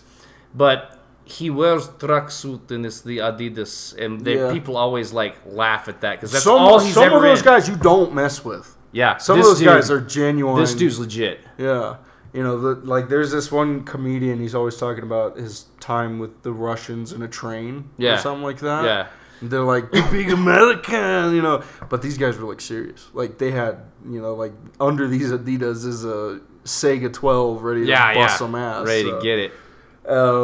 Operators, but could you imagine you know the big igloo hits, right? And you look out the window and there's a guy like me running down the street with a freaking Adidas suit. Chicky bricky of donkey, sucker pig. So I love Russians. I don't like communism, but I do love Russians. I love the Ukrainians. In fact, I actually even have a love for the Spetsnaz, and I have a love for anything Slavic, all the way down to Serbia. There's just something about that whole culture that is just so hilarious to me. The Serbians, they have a song that's a meme. Everyone calls it the Rumov Kebab, which is a reference to removing Islamic culture. Oh, God. So remove kebab because Islamic. Rumov Kebab. I like that. Kebab. So it's, in fact, something I'll probably start using. Well, that's what's hilarious, actually. But it's God, he's a Serb, and they're playing their things. In the 90s, the whole Kosovo thing. Jeez, yeah. We were on the wrong side. Clinton helped the Muslims. Yeah, no, we were on the wrong side in all those conflicts. That's why, all the guys who I would have been why did we not help them? Why weren't we helping the Christians? No. Because the Muslims were doing a genocide against the Christians. And don't get me wrong, I have talked to many veterans, and the Orthodox were not much better. Oh no, they were bad dudes too. They were. I mean, it's still a war zone. The war crimes are endless on both sides, and honestly, how I see it, America shouldn't have been there. No, that's one thing. It's we're not going to take Russia. We're not going to take any of these countries. Those belong to either Russia or whatever they're fighting against. Yeah. So you have Kosovo, Bosnia. Yeah. before that, the Chechnya conflict. Yeah. And hell on earth. In fact, it's the most interesting set of wars for me. Like, I mean, you have Vietnam and everything, like that's just pretty cool. But like, you start looking at these, you start to see some really interesting stuff. Yeah. Like, I mean, like there's no image that we've seen as Americans, like, because most of the wars that we're used to seeing, it's like these mud villages and like all that. Yeah. Like, this is a war where you're seeing apartment buildings with a hole in them. Right. And I remember seeing this as a kid, you know, and have you seen that photo? Modern warfare, quite literally. So. This homeboy, he's got a leather jacket, and he's got a white T-shirt, and he's got like it's like a side folder, like Bulgarian AK, without a dust cover, and has his thumb holding the the spring down, and that's how he's shooting his AK.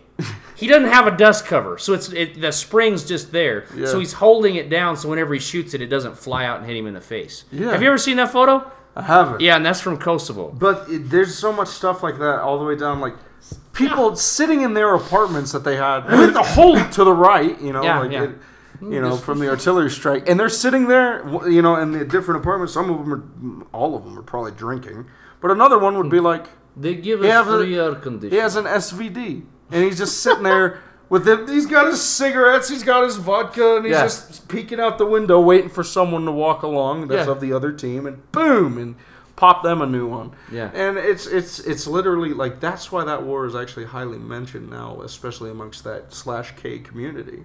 It's because it's the closest thing to an actual like modern city combat we've seen. There's actually a guy that he does a class back east on like Teotihuacan, SHTF, whatever you want to call it, without rule of law, and he lived through some of that.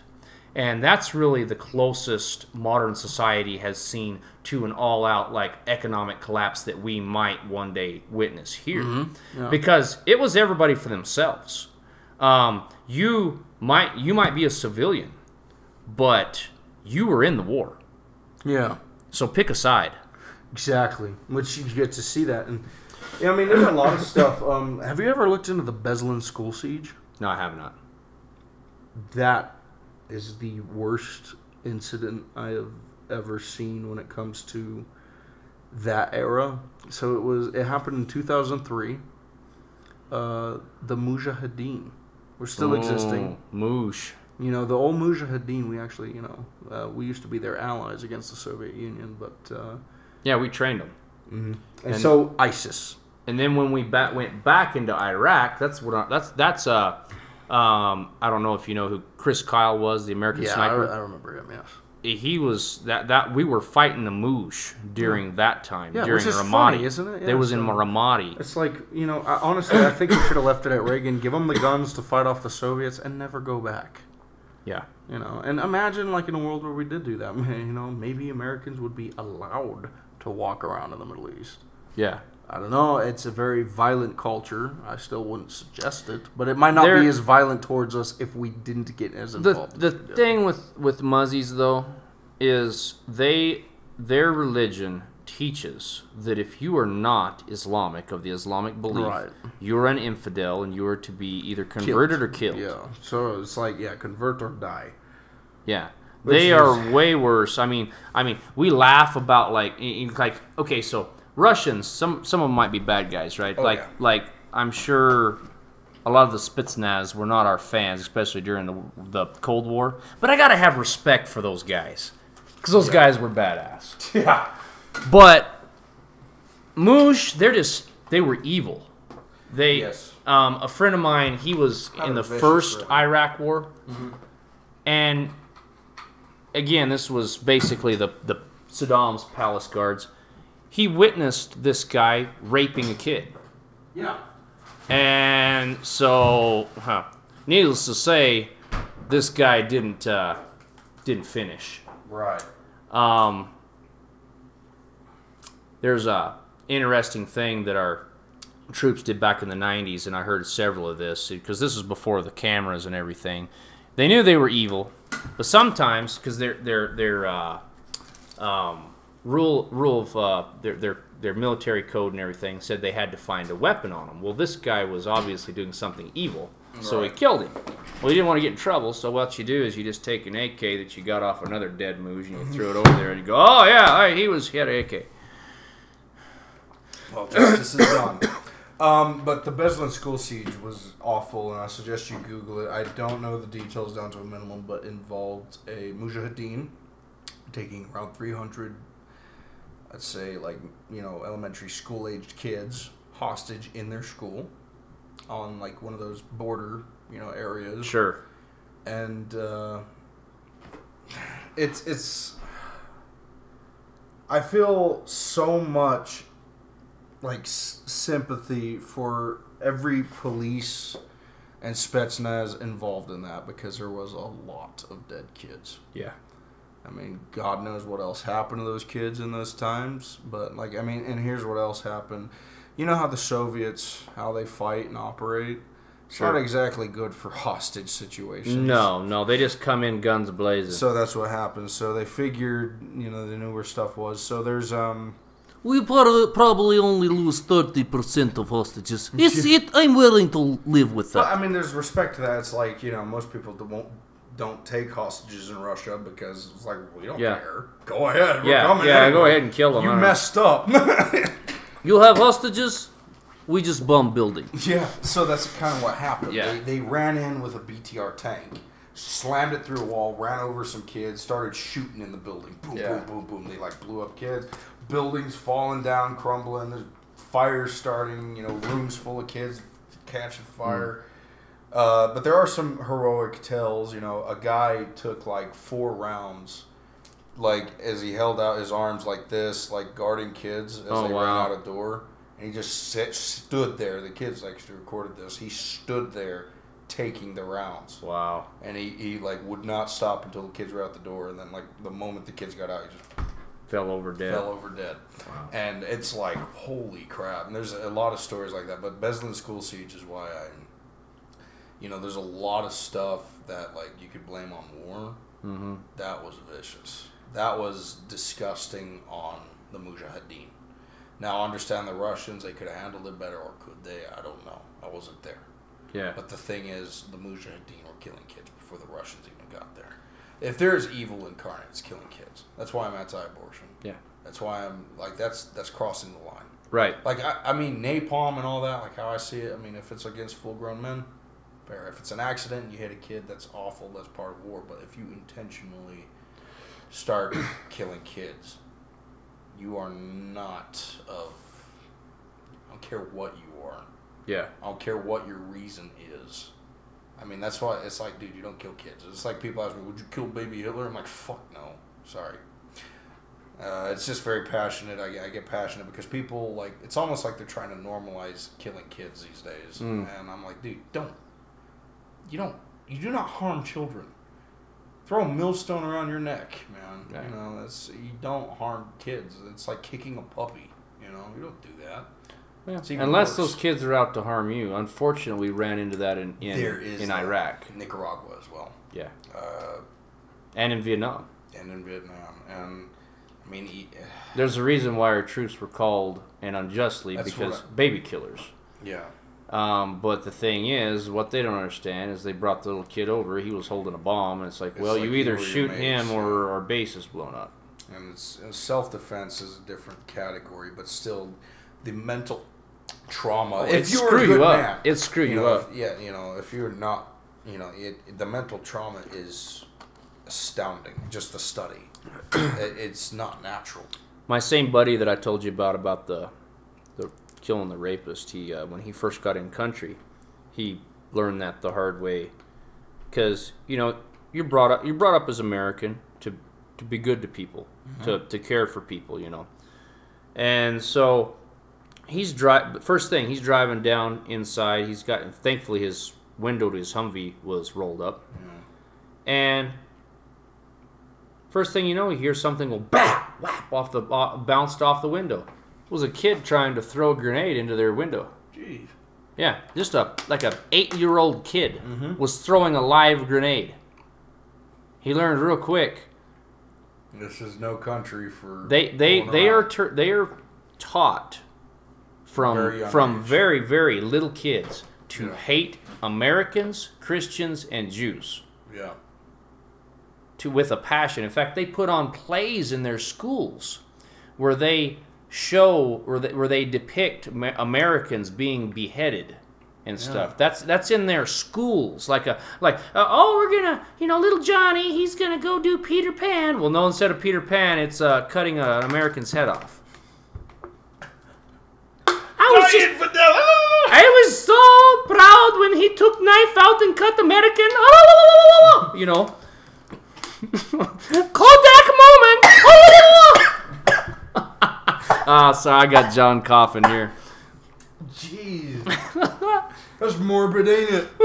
It's worse because that's just a joke. The real things are worse. Yeah, I mean that's like that. I mean, we're laughing about it, but that's actually what they do, and they have murals on their walls of of Israel. The destruction of Israel and stuff like that. Yeah. That's inside their school walls. Like we would have of a beautiful meadow and something for kids. That's what they have. Yeah. And so these kids are taught way different. So I tell people this all the time. And if you're not training right now, if you're not learning how to defend yourself, how to fight, you better, because they are. They are from young. So do the Russian kids. I mean, you can see videos on the TV of Russian teenagers learning how to take a AK apart and put back together. That's in their high schools. So we're creating a nation of soy boys, and the whole other world is learning to fight. I don't think that's going to end well for us. Sounds like a recipe for disaster. Yes. Not for them though. No. So yeah. No, that's a mess. The world's going crazy. So outside of the world, space. Back to the final frontier. Yes, the final frontier. Man, so I did get on a space kick, and I started looking at all this stuff, and I love how NASA. What we do know, it's all conveniently in different coded and sure, it's all in little sectors. So you have M87 and. That's like the black hole in the center of the universe that we know. The center of the known universe. Which I don't know how they figured that out. Yeah, what's the center? What if we're 4 million light years to the left? I don't know. It's weird because it's wait a minute, there's a center of what we know? I'm well, okay, I guess if there's a center of what we know. I kind of would have based the center on the moon or something.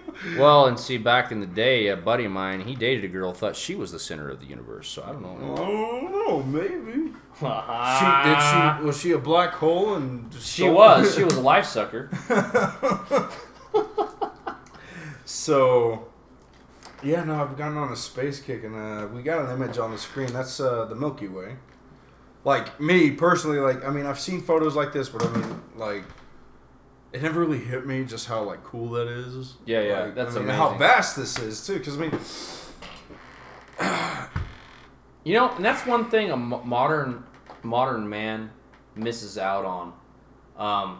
Because if you're anywhere near a city like we are right now, you can't see the stars the way God intended. Yeah. But if you go out in the middle of the mountains and you're camping, you look up in the stars. You can see the Milky Way sometimes of the year. Yeah. It's beautiful. Whoa. Yeah.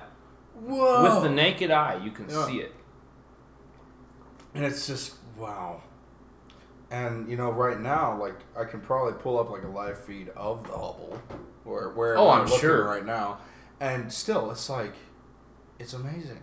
Yeah. It's breathtaking. And it is so massive and so huge, even what the Hubble can see. We are still finding new images. And it's funny, me and you was talking about how you said you didn't really care for it before because of secularism and stuff like that that gets pushed into it. I was listening to this one scientist one day. He was a Christian scientist. He's a creationist, and he was talking to this evolutionist guy and everything, and he was he was in astronomy. Right. Astronomer said astrologist, but that's a whole other thing. Jeez. But he was saying, we were the Hubble's Space Telescope's just come up with this, and how can your God, God couldn't have created this? And it's funny because the first image that he brought up had already been named, and the scientists didn't know that it had been named that. And the scientists see this right here, and it was a supernova, and it was also by a gaseous cloud, and it looked like this big eyeball.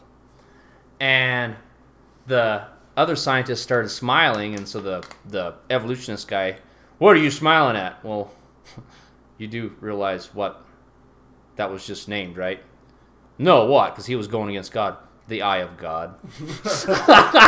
And the whole room erupted with laughter, and this guy gets all mad. This was actually on, it was the Science Network. It used to be on the satellite, and it was a live feed. I remember watching it as a kid, and it was hilarious. Right. The more I look into science and the more I delve into it, the more of Scripture I find aligns with why you should follow it. Yeah. Because, like, a lot of it, it's like, it's rules, and it's like, it's guide. It's a guide. It's not rules, it's wisdom. It's like, why do you thank God for your food? Yeah. It's because the atoms literally react. The water, the molecules, everything in your food, as proven by the frozen water experiment that Japanese scientist did, when you say thank you to water, it turns beautiful. Right. In fact, it's better for you. Right. Whereas if you curse the water before you drink it, it's worse for you. Right. If you curse yourselves, it has been found that people who curse often, you were talking about that, people who curse often, people who speak curses so much, they tend to get cancer. Right. Your cells and everything around you react to what you're doing. Now, whether or not God, whether or not you believe in God, there's still something here. Right. And it's like, bless you, day of mine. And it's like, maybe that's just part of the simulation. Maybe this is all a matrix. Because that's my deal. I give people who are secular, I do give them a compromise. I say, you either believe two things or you're a fool. I said, you believe one of these two things. You say, one, a God created this earth. I'm not going to have to say my God. You just have to believe one creator created this earth. Intelligent design. Intelligent design is a proven fact. Yep. Like at this point. Because you don't just walk up to a clock in the forest with all its little gears and everything and how it's an accident. Yeah. Somebody put it in a box, shook it. There was a tornado and a 747 was built. Yeah, 747. No, it didn't happen. It's impossible. Oh, 1 in a bajillion chance. Okay. But, like, even all the bolts are fastened and... Well, everything is tight to spec. It's possible, but it's not very plausible. Yeah. I mean, it's possible in the sense of, like, a bajillion lotteries and you win all of them. Yeah. No. I mean, yeah, possible, but not very plausible. So when a more sensible option comes out, you'd probably be more like, oh yeah, maybe there was a creator. That makes a lot more sense. Right. And I mean, not just a lot more sense like, oh yeah, that kind of makes like a little more sense. No, I mean like a lot more sense. Yeah. Like to the point where it's like, you're looking at everything falls into place. Mm-hmm. Once and it's you not realize just that laziness where it's like we don't want to explain it. It's like, look at this word. It explains it right here. God spoke it into existence. There is sound waves in everything that we see, proven down to secularism. There is sound waves. And, I mean, there it is, And so I said, either one, you believe that there's an intelligent creator, or two, this is all a simulation. Right. We are all non-player characters in someone's world. Or maybe we are the player character. I don't know. Right. Maybe we're sitting in a chair and maybe in the world we live in originally, it's even more boring than this one. Yeah. And we can't even jump in that world. We're all in tubes and we're generating heat for the machines. Yeah, maybe. Yeah. And we're just going to wake up one day, oh God! Which, by the way, the whole premise of the Matrix, what an inefficient way to make energy. Think about how much food you got to feed a human versus how many BTUs of thermal energy that they would make. That's not a good that was trade-off. The whole thing? Yeah, I thought it was like payback. The whole thing of the Matrix is they took man over, and they put man in these tubes. Yeah. And in these tubes we created heat. And that heat, because see we damaged the sky to where there wasn't any light that come in because all the machines were solar. So what they did is they took us over and they used our body heat as energy to run their machines. I thought it was like because there was like the pre-Matrix. It's not really explained, but like humans like abused the machines or whatever, and like humans were the bad guys first or whatever in the Matrix, anyways. And then like instead of just throwing all of them away, they kind of found a way for them to be useful. Yeah, like, I'm sure. I don't know, like because I'm like if I was a super intelligent thing, I'd just be like nuclear power, flick, you're done. Yeah, But yeah, that was silly. But the whole thing. So either one, you believe there's a God, or two, this is all simulation. And the simulation thing, there's even more breakthroughs. But the thing with the simulation is it still ties into God. Right. Because everything is like... Because I actually was watching a video I was talking about... Yeah, who's overseeing the simulation? Yeah, the whole simulation thing. It was talking about... You know what's funny? They went back to the experiment I was talking about. The double slit experiment. Yeah. Which I was watching the video, and he's like, which brings me to an experiment. I said, no way.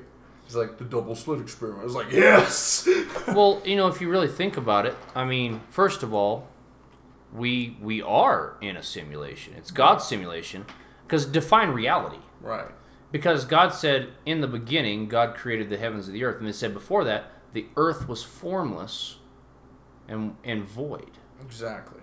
So, that, basically, God built the construct. Because a construct any of you programming nerds out there knows the construct is the basics, the literal building blocks of what you're ever going to build your program on. So that's the construct, and then you build upon the construct. So God built the construct because there was void, there was nothing. So first he made the earth and all the stuff around it, and then just started building his program. Yeah, it's God's program. Well, if you look at it, it's built like code. Yeah, God he built it like code. Correct. It's so insane. And another example of that was like ants. Have you ever? Because I know ants have like a hive mind, but it's not just that. It's not that they all are on like the same frequency with their antennas. They are a computerized machine. The whole colony. Sure. So what I mean by this is there's never an extra ant.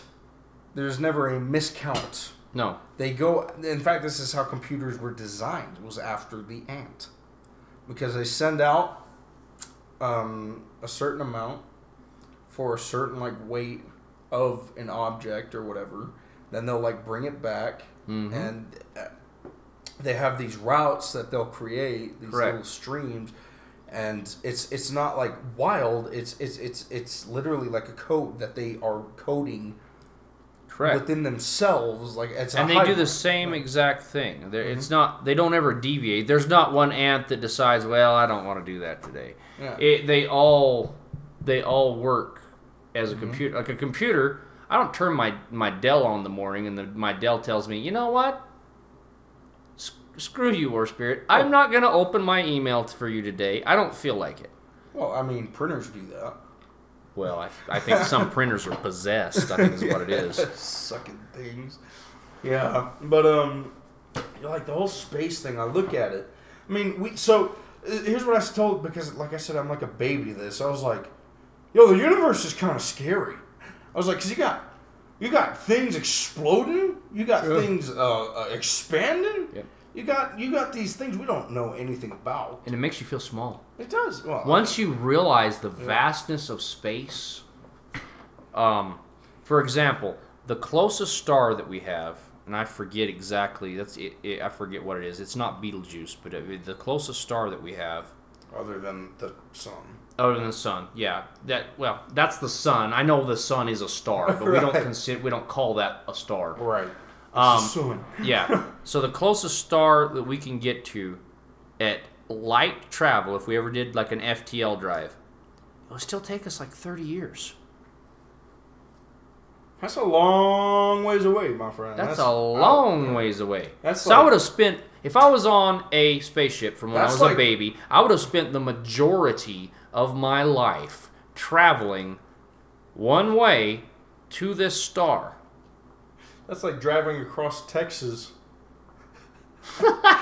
Everything's bigger in Texas, son. Yeah, no kidding. That state's so damn big. I gotta love Texas, though. I do. If I could like get a good living and move to Texas, I was joking, like, you know how you're like, it would take us 3 years in light speed to go across. I'm like, so it's like what, 2 Texases put next to each other, you know? The American measurement system. That's like, right.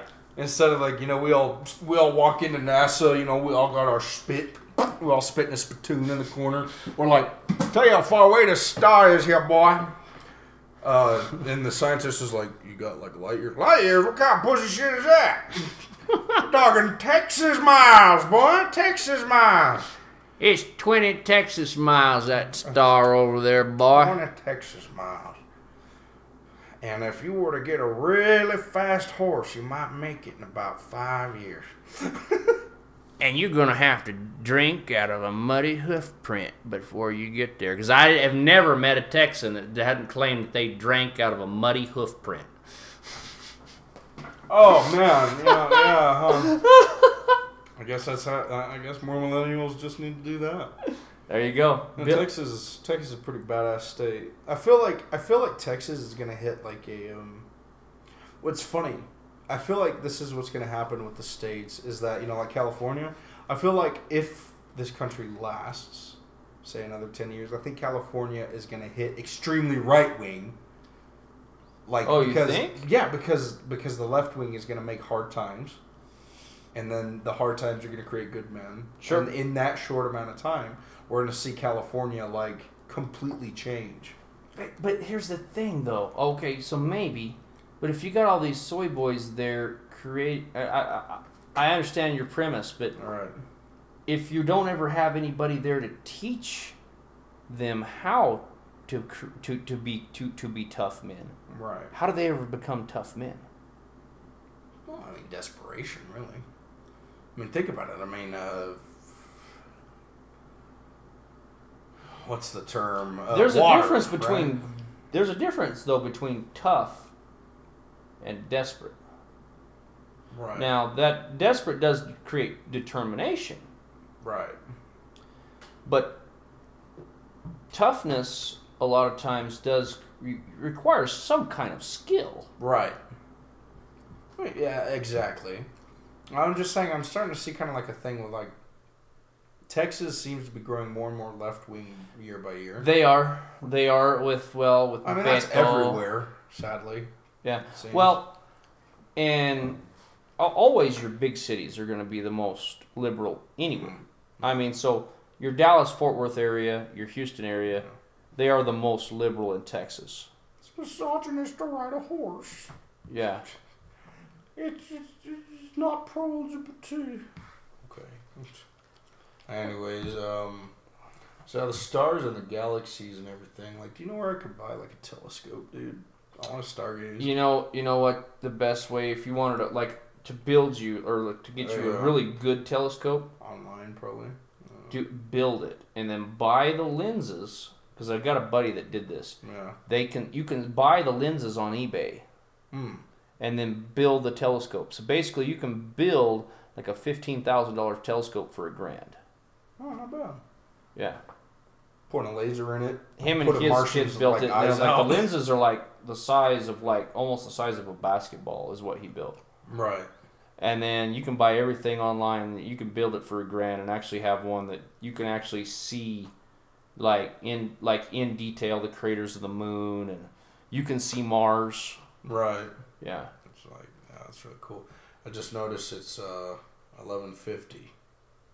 We've been here a while. We have been here a while. Especially because of that technical difficulties. I think it's been a pretty good start, pretty good restart. I think it has. Sucks that the technical difficulties happen. Yeah, because we were going on a roll there. We were. Yeah, I wish you guys could have heard some of that. Yeah, but I mean, I think we recovered it as best we could. But yeah. I'm going to go ahead and end in prayer. It's shut it down. I'm sure my girl was like, he's never coming back. Like, I just disappeared. I told her bye, kissed her, I said I could go do my podcast. She's like, okay. And then I probably wasn't planning on being out for like 4 hours, you know. But it hasn't been that long. It's probably been about 2 or 3. It's been about 2 or 3. Yeah, okay. Because we didn't start till 9. Yeah. Okay. So 9, 10, 11, 12. Yeah. All right. Well, and in prayer, thank you, Lord, for everything around us and beautiful. Thank you for blessing us with our every day. Just as Americans, we are beyond lucky, and teach us to be grateful. Teach us to walk in your victory as you've already set out before us. God, thank you for just everything you do. All my prayers, I have to resort to thanking you in gratitude. And I pray that you bless us, and I pray that you bless this podcast as we move forward in time.